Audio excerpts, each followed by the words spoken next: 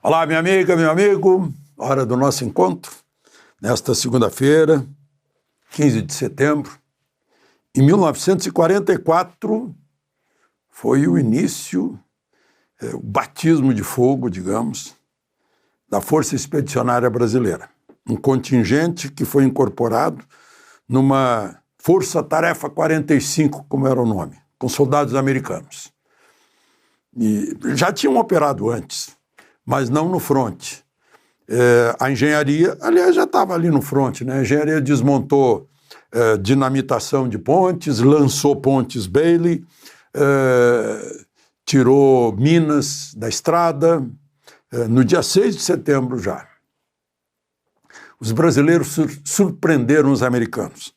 Chegou um ponto, depois de Monte Castelo, depois de Montese, que o general Prittenberger disse que os brasileiros estavam mostrando às tropas aliadas como se tomam a cidade. Foi na tomada de Montese.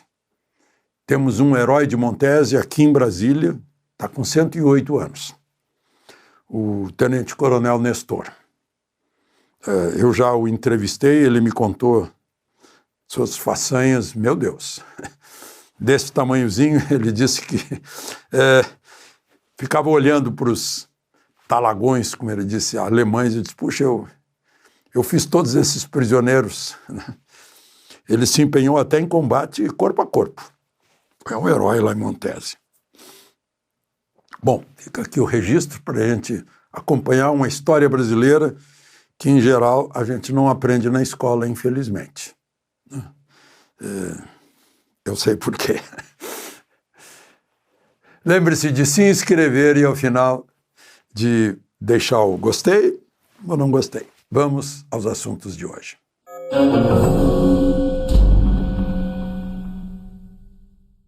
Primeiríssimo assunto de hoje, eu levei um susto quando fiquei sabendo, por volta do meio-dia, que o careca do INSS, que ainda havia confirmado na manhã de hoje o depoimento na Comissão Parlamentar Mista de Inquérito, chegou perto do meio-dia, não vou mais. Opa!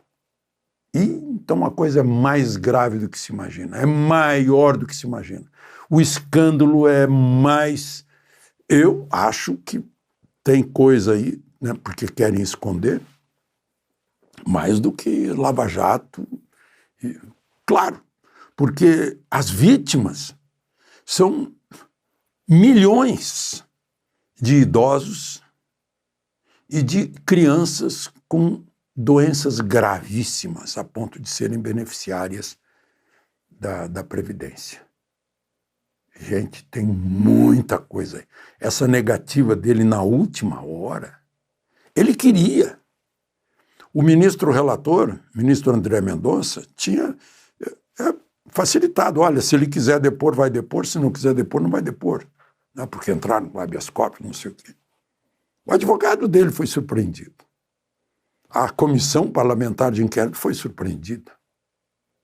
O que há? Mais um mistério? Mais um, né?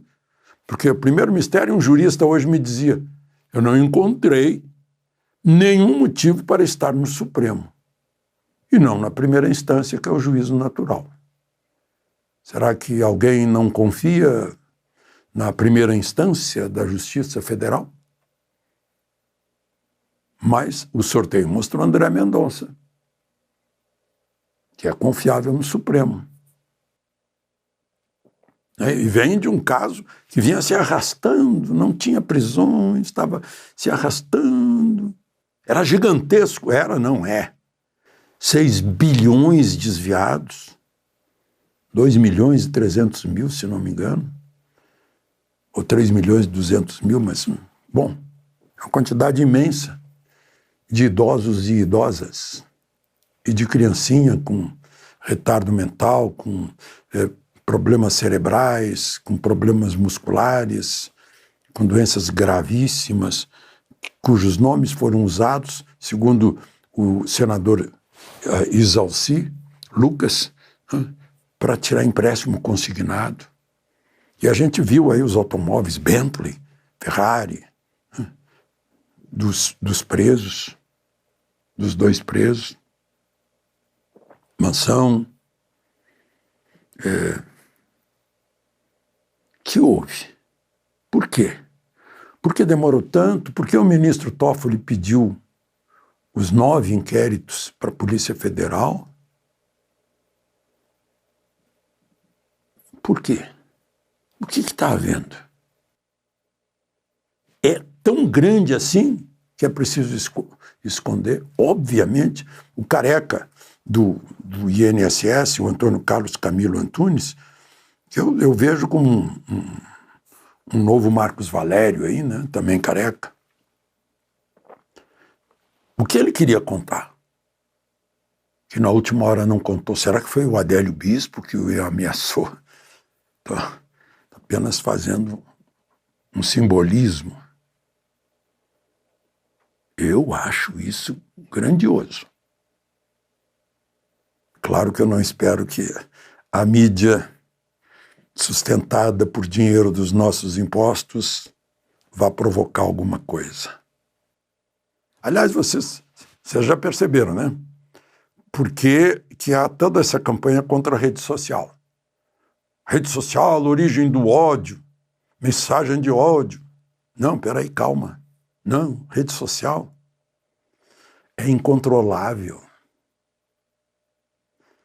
A mídia conservadora tradicional é controlável, basta estar mal das pernas, porque os anunciantes já viram que perderam a audiência, porque a informação não saía toda, está saindo na rede social, as pessoas foram para a rede social e os anunciantes também. Aí ficaram dependendo do Estado. Virou meio imprensa oficial. E vai perder mais audiência, claro.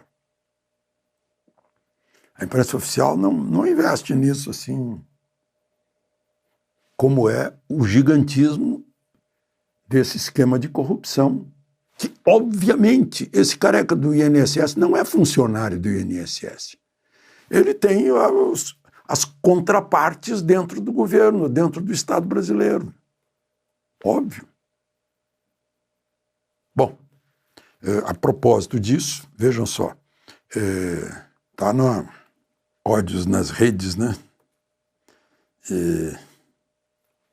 Marco Rubio está anunciando que depois da condenação, ele está em Israel falando com Netanyahu, mas foi entrevistado pela Fox News. E aí perguntaram, olha, esse julgamento lá teve um voto que desmontou tudo, que era narrativa e não prova, né? E que só pode ser muito motivado pelo ódio que atribuem à rede social, porque um julgamento de condenação tem que ser motivado pelas provas. Como disse o juiz de carreira Luiz Fux, só se condena com provas, né? Aí o Marco Rubio disse para a Fox News, o Estado de Direito no Brasil está se desintegrando. Portanto, haverá uma resposta dos Estados Unidos. Teremos alguns anúncios na próxima semana ou logo depois sobre medidas adicionais que pretendemos tomar. A propósito, na semana que vem, tem dia 22 até dia 26, Assembleia Geral da ONU. É a 80ª. Foi criada logo depois da guerra, faz 80 anos.